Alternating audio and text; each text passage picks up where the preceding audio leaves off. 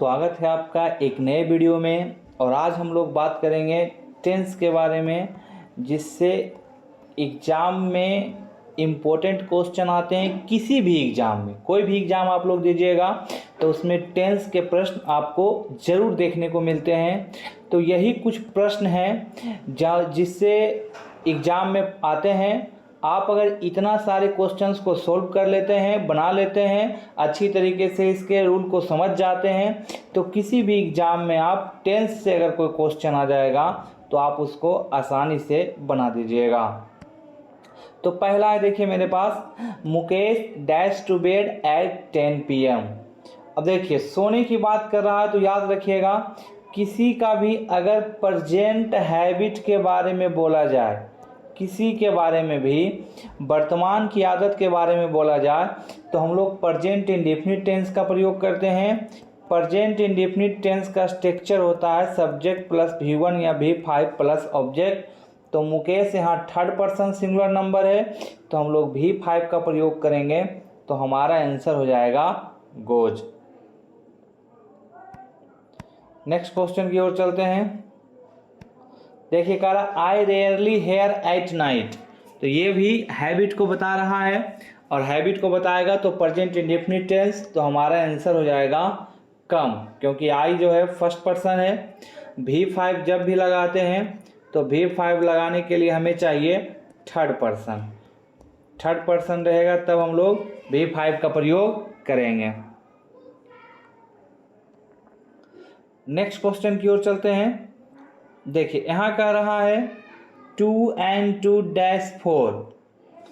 जब भी किसी यूनिवर्सल ट्रूथ के बारे में बोला जाए, यूनिवर्सल ट्रूथ के बारे में अगर कभी भी बोला जाए तो उसके साथ भी हम लोग प्रेजेंट इंडेफिनिट टेंस का प्रयोग करते हैं।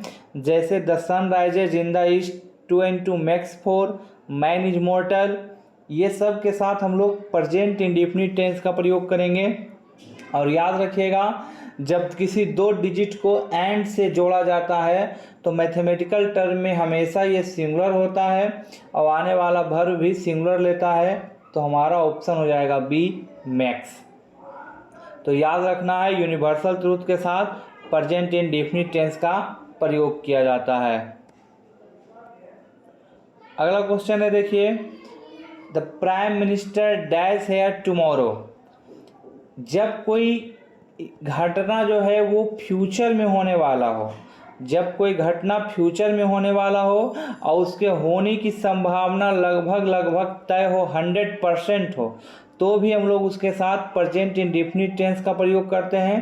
तो देखिए कह रहा प्रधानमंत्री कल यहाँ आएंगे, तो इनके आने का रूटीन पहले से ही फिक्स है, और जो चीज़ें फिक्स है यानी कि 100% होगा। जैसे किसी मैच का एग्जाम्पल लीजिए, उस टूर्नामेंट का फाइनल पहले से ही फिक्स रहता है। उस टूर्नामेंट का फाइनल IPL देखिए तो उसका डेट पहले से अनाउंसमेंट कर देता है कि 2 महीना बाद होगा। तो जो चीज़ें फ्यूचर में फिक्स है उसके लिए भी हमको प्रेजेंट इंडेफिनिट टेंस का प्रयोग करते हैं। Prime minister third person singular number है तो V5 का प्रयोग करेंगे, कम्स हो जाएगा। नेक्स्ट क्वेश्चन है देखिए ये है कंडीशनल सेंटेंस। तो याद रखिएगा, जिस भाग में कंडीशन रहेगा उस वाले भाग को V1 या V5 में रखते हैं, और जिस भाग में कंडीशन नहीं रहेगा वहाँ शैल या विल का प्रयोग करते हैं। जैसे इसी में याद रखना है कि यदि तुम मुझे खून दोगे मैं तुम्हें आज़ादी दूंगा। If you give me blood I shell give you freedom. तो यहाँ देखिए वेन से कंडीशन लगाया है, वेन से भी कंडीशन लगाता है, इफ से भी लगाता है, बिफोर से भी लगता है, इन केस से भी आता है। तो जहाँ से लगे कि कोई शर्त बता रहा है, कोई कंडीशन रख रहा है, उस वाले भाग को हम लोग V1 या V5 में रखते हैं। तो ही थर्ड पर्सन सिंगुलर नंबर है तो हमारा आंसर हो जाएगा सी, कम्स। इसमें दोनों तरह से क्वेश्चन आता है, एक बार या तो V1 या V5 दिया हुआ रहेगा तो समझ जाना है शैल या विल का प्रयोग करना है। अगला क्वेश्चन है हमारे पास, I dash her if she comes.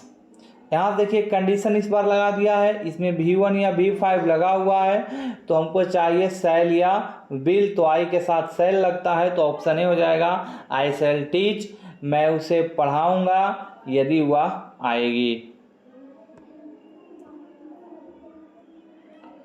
Next question की ओर चलते हैं। देखिए याद रखिएगा, जब भी किसी सेंटेंस की शुरुआत हेयर या देयर से हो जाए, हेयर या देयर से हो जाए और वह सेंटेंस एक्सक्लामेटरी रहे, एक्सक्लामेटरी रहे, तो याद रखना है कि अंत में एक्सक्लामेशन का चिन्ह दिया हुआ रहेगा। तो हेयर और देयर से शुरू होने वाले एक्सक्लामेटरी सेंटेंस के साथ हम लोग प्रेजेंट इंडेफिनिट टेंस का प्रयोग करते हैं, और इसमें जो वर्ब का प्रयोग करते हैं वो नाउन के अनुसार करते हैं। तो बस यहाँ सिंगुलर है तो आने वाला वर्ब भी सिंगुलर होगा, तो हमारा आंसर हो जाएगा comes, option C. Next question देखिए है, करा he dash a novel now. याद रखना है आप सबको, जब भी आपके पास नोवेल रहे, जब भी आपके पास आ जाए now, at present, at the moment, at present आ जाए, नाउ आ जाए, एट मोमेंट आ जाए, इन सब के साथ करेंटली आ जाए, दिस डेज आ जाए, प्रेजेंट कंटिन्यूअस टेंस का प्रयोग करते हैं। और प्रेजेंट कंटिन्यूअस टेंस का स्ट्रक्चर होता है subject plus is am are plus V4 वही होता है जिसके अंत में ING लगाते हैं प्लस ऑब्जेक्ट। तो हमारा आंसर हो जाएगा he is reading a novel now. आगे देखिए, नेक्स्ट क्वेश्चन है, I dash in this house since 1999, कि मैं इस घर में 1999 से रहता हूं। तो ऐसे वाले सेंटेंस में जब भी फोर या सिंस के साथ टाइम दिया हुआ रहता है तो इसके साथ हम लोग प्रेजेंट परफेक्ट या प्रेजेंट परफेक्ट कंटिन्यूअस दोनों का प्रयोग कर सकते हैं। तो चूंकि यहाँ ऑप्शन में प्रेजेंट परफेक्ट कंटिन्यूअस नहीं है तो हम प्रेजेंट परफेक्ट टेंस के साथ जाएंगे, तो हमारा आंसर ये हो जाएगा आई हैव लिव्ड। और याद रखिएगा सिंस का प्रयोग किया जाता है पॉइंट ऑफ टाइम के लिए, पॉइंट ऑफ टाइम के लिए, कि कोई काम की शुरुआत होने का एकदम बिंदु दिल रहेगा, शुरुआती बिंदु, तब हम लोग सिंस का प्रयोग करेंगे। और फोर का प्रयोग तब हम लोग करते हैं जब हमारे पास पीरियड ऑफ टाइम दिया हुआ रहता है, टोटल टाइम दिया हुआ रहता है, जैसे 10 वर्ष, 10 महीने, 4 घंटे। अब पॉइंट ऑफ टाइम मतलब हो गया बचपन से, सुबह से, 10 बजे से, इन सब के साथ सिंस लगाते हैं। तो आंसर हो जाएगा आई हैव लिव्ड। देखिए नेक्स्ट क्वेश्चन है, याद रखिएगा इससे हर एग्जाम में क्वेश्चन देखने के लिए मिलता है। सबसे पहले एट का प्रयोग निगेटिव सेंस में किया जाता है और प्रेजेंट परफेक्ट टेंस के साथ किया जाता है। तो प्रेजेंट परफेक्ट टेंस का स्ट्रक्चर होता है सब्जेक्ट प्लस हैव या has plus V3 plus object. तो सी के साथ हैज लगेगा और चूंकि V3 आता है तो गो का V3 गोन होगा। ये हम पता कैसे किए, तो यहाँ देखिए एट लगा हुआ है। अक्सर आपको ऑप्शन में डिड देखने को मिलेगा, तो आपको डिड टिक नहीं करना है, नहीं तो आपका ऑप्शन गलत हो जाएगा। तो हो जाएगा सी हैज नॉट गॉन। एट के साथ प्रेजेंट परफेक्ट यानी सब्जेक्ट हैव या has plus V3 plus object. चलिए नेक्स्ट क्वेश्चन की ओर चलते हैं। अगला क्वेश्चन है he dash to Mumbai yesterday. देखिए इसमें याद रखिएगा जब भी आपको कोई पास्ट बताने वाला वर्ड रहे, जैसे यस्टरडे हो जाता है, लास्ट हो जाता है, पास्ट हो जाता है, एगो हो जाता है, तो लास्ट, पास्ट, एगो, यस्टरडे या फिर इट इज़ टाइम हो जाता है। इन सब से हमको पास्ट, सिंपल पास्ट का पता चलता है और इनके साथ हम लोग V2 का प्रयोग करते हैं और V2 का प्रयोग करेंगे तो गो का V2 हमारा बेंट हो जाएगा। अगला क्वेश्चन है Gandhi ji dash spin in the afternoon. देखिए याद रखिएगा पास्ट हैबिट, क्योंकि गांधी जी दोपहर में सूत काटा करते थे कह रहा है, तो वर्तमान की हैबिट के लिए आता है प्रेजेंट इंडेफिनिट, लेकिन पास्ट की हैबिट के लिए हम लोग इस्तेमाल करते हैं यूज टू का। भूतकाल की आदत के लिए हम लोग यूज टू का इस्तेमाल करते हैं। और याद रखना है कि भूतकाल की आदत के लिए जहाँ यूज टू आता है वहाँ हम लोग वुड का भी प्रयोग कर सकते हैं। तो हमारा ऑप्शन ए और बी दोनों सही होगा। तो भूतकाल की आदत के लिए वुड भी सही है और यूज टू भी सही है। देखिए इसमें लगा हुआ है इट इज़ टाइम। अभी जस्ट बताए थे कि लास्ट रहे, पास्ट रहे, एगो रहे, बिफोर रहे, यस्टरडे रहे या फिर इट इज़ टाइम रहे। इन सब के साथ हम लोग V2 का प्रयोग करते हैं। तो हमारा V2 हो गया है स्टार्टेड।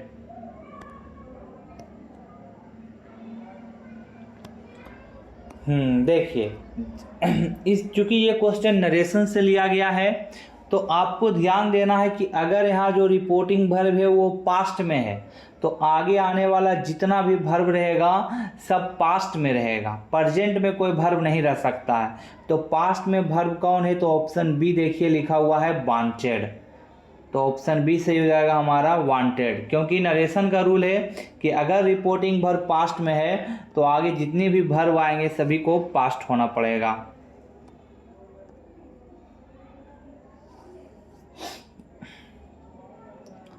अगला क्वेश्चन है आई विश।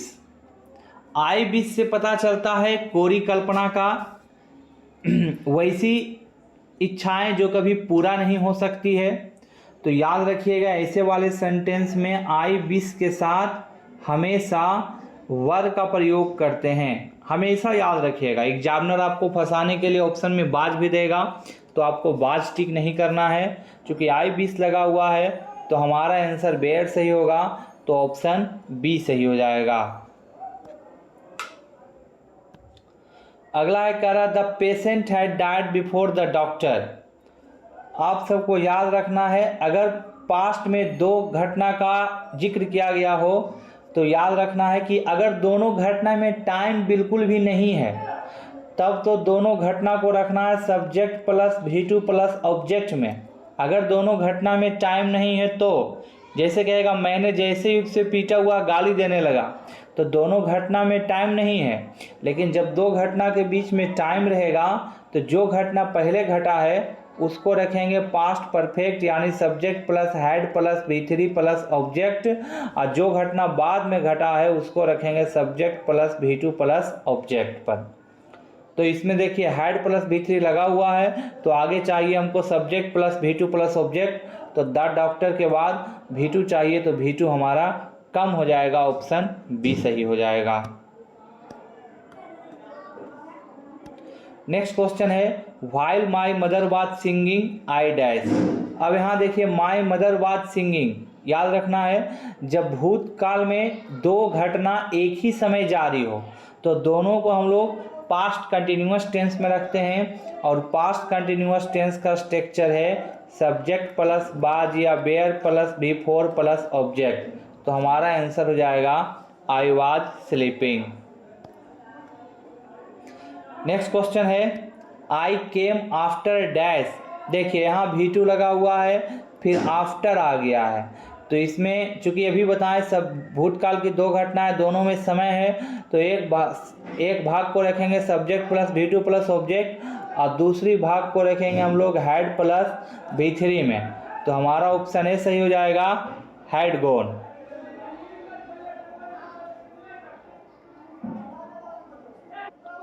चलिए नेक्स्ट क्वेश्चन देखते हैं। नेक्स्ट क्वेश्चन हमारा है सी विल बी डैश देयर। अब देखिए ये क्वेश्चन जो लिया गया है वो फ्यूचर कंटिन्यूअस टेंस का लिया गया, उसका स्ट्रक्चर होता है सब्जेक्ट प्लस शैल या विल प्लस बी, उसके बाद हमारे पास आएगा V4। अगर इसमें देखिए कोई एडजेक्टिव या नाउन आ जाता तो सही रह जाता, जैसे आई शैल बी ए किंग या आई शैल बी हैप्पी। लेकिन चूंकि यहाँ ऑप्शन में वर्ब दिया हुआ है तो शैल बी या विल बी के बाद अगर वो पैसिव फॉर्म में भी रहेगा तो V3 लेगा, लेकिन अगर पैसिव फॉर्म में भी नहीं है और शैल या विल के साथ बी लगा हुआ है तो समझ जाना है वो V4 आएगा। ऑप्शन बी हमारा सही होगा स्टेइंग। अगला क्वेश्चन है the plants will have dried. देखिए इसमें भी याद रखिएगा फ्यूचर परफेक्ट टेंस में जो भविष्य में दो घटनाएं होने वाली हो तो जो पहले घटना समाप्त होगी उसको रखते हैं फ्यूचर परफेक्ट, यानी सब्जेक्ट प्लस शैल या will plus have plus V3 plus object. और जो घटनाएं बाद में समाप्त होती है उसको रखते हैं सब्जेक्ट प्लस V1 या V5 प्लस ऑब्जेक्ट में। तो विल हैव प्लस V3 लिखा हुआ है तो आगे हमको चाहिए V1 या V5, तो इट लगा हुआ है तो हमारा ऑप्शन बी सही हो जाएगा। तो आंसर हो जाएगा इट रेन्स। चलिए, तो ये थे हमारे इम्पोर्टेंट प्रश्न। अगर आपको कहीं कोई दिक्कत नज़र आ रहा है या कोई टॉपिक इसमें कुछ समझ में नहीं आया होगा तो आप लोग कमेंट ज़रूर कीजिएगा, क्योंकि आप लोग कमेंट करते हैं तो हमें लगता है कि आप लोग वीडियो देखे हैं और हमें वीडियो बनाने का भी मन करता है। लेकिन जब वीडियो से रिलेटेड कोई कमेंट नहीं आता है तो फिर वीडियो बनाने का मन नहीं करने लगता है। इसलिए कमेंट ज़रूर कीजिएगा ताकि आपका कोई प्रॉब्लम हो तो उसका हम ज़रूर समाधान निकाल सकें। और अगर वीडियो अच्छा लगा है तो कृपया चैनल को सब्सक्राइब कर दीजिएगा, वीडियो को लाइक कर दीजिएगा और वीडियो को दोस्तों में भी अगर शेयर करना चाहते हैं तो कर दीजिएगा। बाकी मस्त रहिए, दुरुस्त रहिए, तंदुरुस्त रहिए। मिलते हैं इसी प्रकार की किसी और वीडियो में।